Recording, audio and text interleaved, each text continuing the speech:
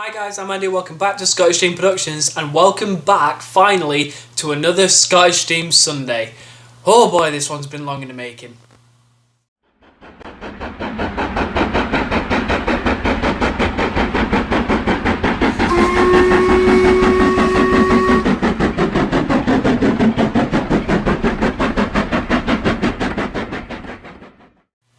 So I have got a lot of things bagged up in my little Scottish Team Sunday folder, ready to go for the next couple of months, or once every 2 months, or however long I can stretch this out. So, without any further ado, let's get into today's episode. First off, Hattons, what are you doing? This popped up on my Facebook feed when I was just scrolling through, doing my daily scrolling nosiness on Facebook while I was on my break at work. And then I saw this. That is a Hattons original Class 66, which appears to be, well, buggered. And you wonder, what's the price? What would you pay for that? I would probably pay about 40 quid max on that.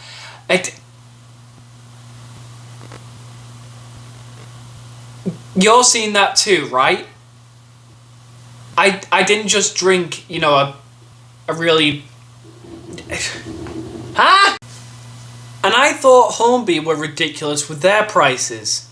Now, moving on, and speaking of Hornby released their TT120 range, which I am so excited for. It's a new gauge, it's a new scale, it's whole new possibilities for railway modelers all over the UK, all over the world. And I'm sure we're going to see many layouts in the future of it, and I really look forward to doing it. And I look forward to getting some of it myself. Yes, I do plan on getting some Hornby TT120 because it's the first thing that they've released in years that's actually affordable.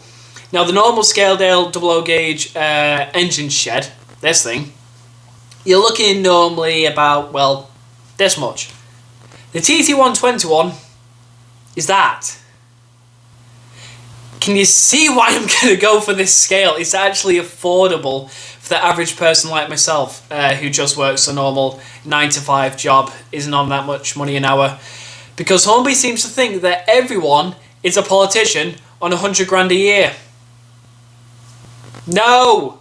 Bad Hornby. No, stop it. Now, moving on from Hornby and high prices before I have a bloody aneurysm, I saw this absolutely fantastic model by a chap named Daniel Winters who's made this little diorama. It's some sort of a narrow, well, it's obviously narrow gauge, but it's an engine shed, the side cut off, like it's a diorama where you can see inside the buildings, what it would look like. And just something like this, I would have never thought of this. This is absolutely fantastic. Daniel Winters, if you see this, I really hope you do, buddy.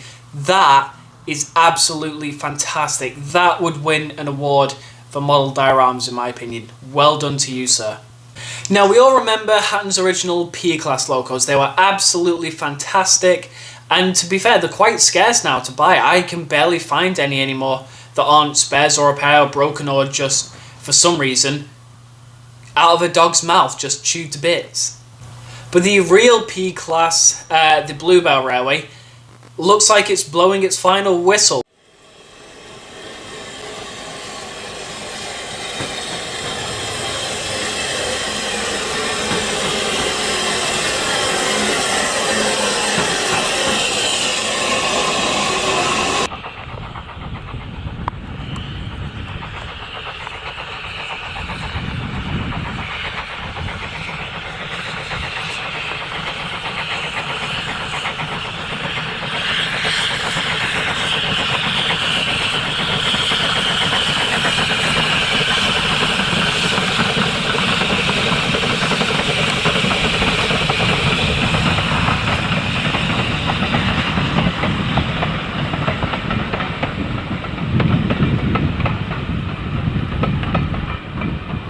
Yes, earlier this month in October, the Bluebell's SECR P-Class went out of boil ticket.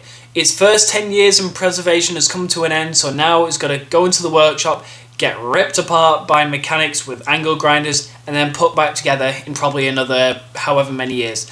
I don't know how soon they intend to overhaul it, but if I do, then I'll put some information here.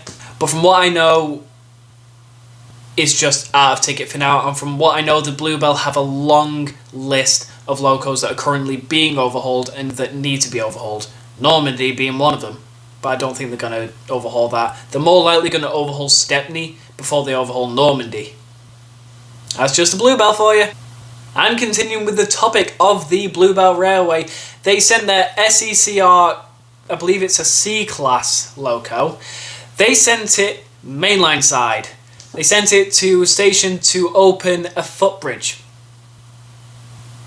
Yeah, a footbridge. Now, I don't know why they sent a steam engine out to open a footbridge. Maybe this steam loco in particular has some sort of special history with this station. Maybe they were the most frequent locos to come through this station. After all, they were passenger and freight traffic locos. So who knows? Maybe there's some sort of special connection with the loco and the footbridge. From what I know, it was literally a publicity stunt. But I imagine the paperwork and the safety and all that was a huge headache to the railway. But it looked absolutely fantastic to see a pre-grouping steam loco back on the main line. It looked absolutely amazing. I can't wait to see if that happens again. Staying on the topic of heritage railways, East Lancashire Railway have been very busy in the last month or two. Where do we start? Well, to start off, they returned a loco to steam, one of their BR Standard 4 tanks. 80097 has returned to steam. Have a look at this beautiful clip here of it running in.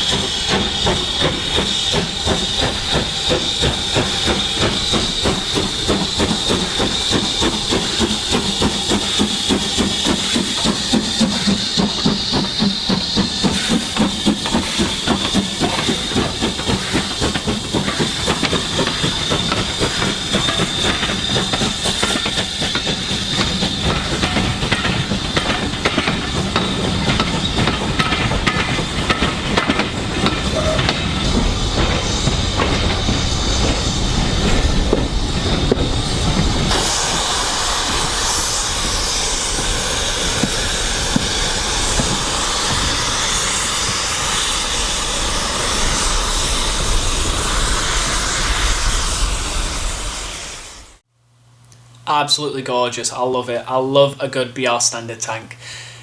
I wonder if we could get one at Ribble for a gala. Or would that be too big?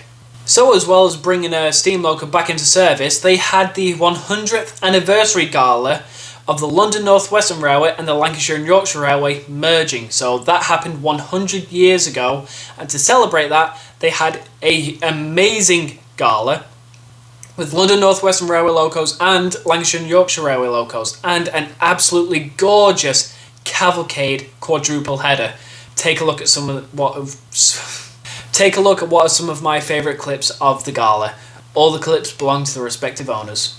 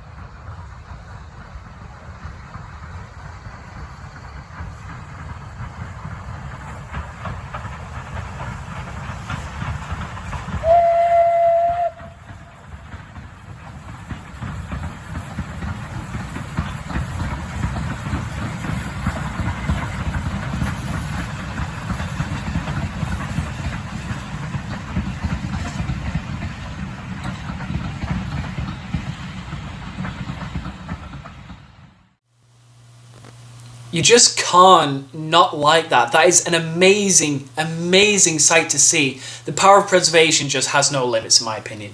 Absolutely no limits. So for example, look at this picture of a rebuilt merchant navy locomotive in Barry Scrapyard 40 years ago. You'd never think that was going to run again.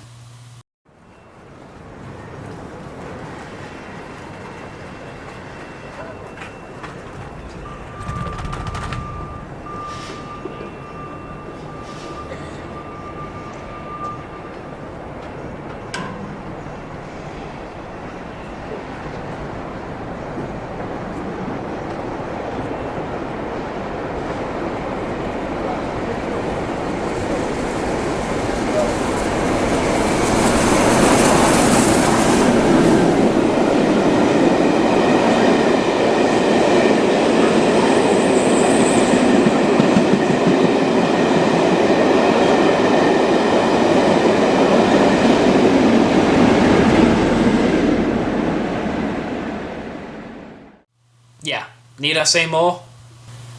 Now we all know the heat wave we had this year was absolutely horrendous. Sleepless nights, lots of stuff went wrong, trains and everything were delayed everywhere, track was, well, wavy like a bloody twister at Blackpool Pleasure Beach. But have you ever come across this? Did someone make these level crossing lights out of ice cream or chocolate or something? Like, how does that happen? How hot does it have to be for that to happen? Now personally, I don't think that was just the sun, otherwise the whole thing would have been melted. But then again, those arches covering the lights can be quite thin, but so can the plastic that's the very front of the level crossing light board. I think something's probably been thrown on that or hit that to melt those lights. But then again, I could be completely wrong, it could be something else. I cannot even begin to imagine what was going through drivers' heads when they saw that. Now, speaking of wondering what's going through people's heads, Ribble Steam Railway has acquired a Pannier tank locomotive. I am not kidding. Look.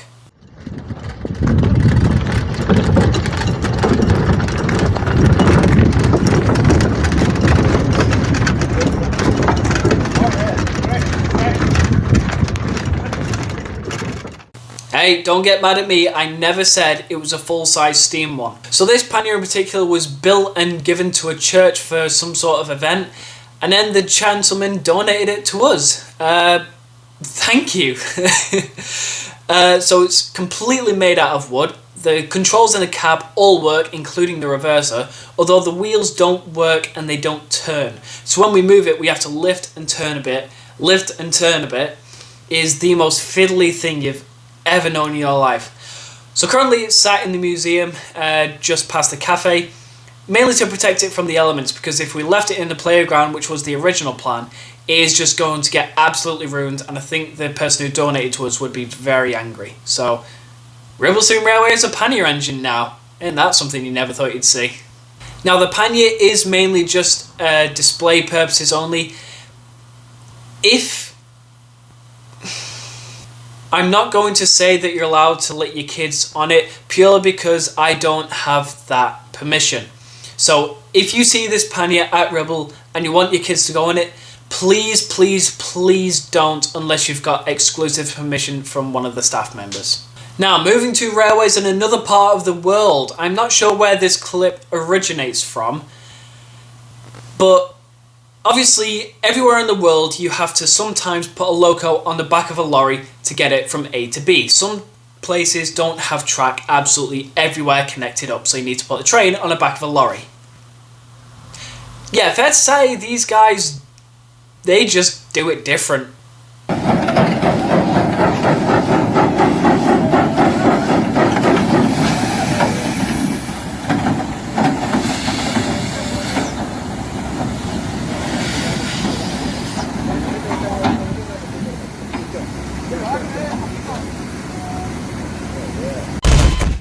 You hear that?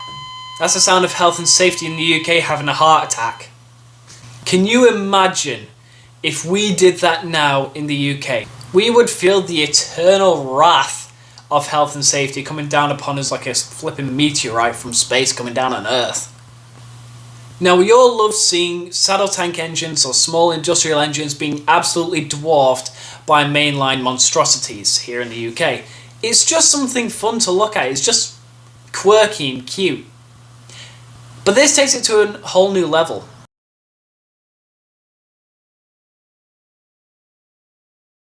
I mean, that wins. If the flying buffer beam pecker ever gets put back in service, I know it's being overhauled at the moment, but if that ever gets put back in service and we get a chance to put it against something, against the likes of, say, Princess Elizabeth, or even the P2 when that's finished, ooh, imagine that. The flying buffer beam, the smallest standard gauge loco in the world, next to the P2. That... It would just look like a wagon chassis in front of a loco. That would just be ridiculous, but I would love to see it. I would love to see it try and pull the P2. Flipping heck, it can barely handle a Mark 1. And that is it, guys, for another Scottish Steam Sundays. This one's probably a little bit shorter or a little bit longer, depending on how the editing comes out. Thank you so much for coming back for another episode. Thank you so much for being patient with me. I'm really sorry I let this series fall behind. It's probably one of the more favourite series I've ever done besides reading your comments, which is coming back soon. So thank you guys so much for watching this video. Thank you for coming back. If you liked it, leave a like and a good comment. If you didn't like it, leave a dislike and a bad comment. And as always, guys, thank you so much for watching. If you have any clips you want to send into Scottish Steam Sundays, send it to the Scottish Steam Productions Facebook group. The link will be in the description. And as always, guys, thank you so much. I've said that so many times, but hey, I can't thank you guys enough for everything. And as always, guys, I will see you in the next video, and see you later. Bye for now.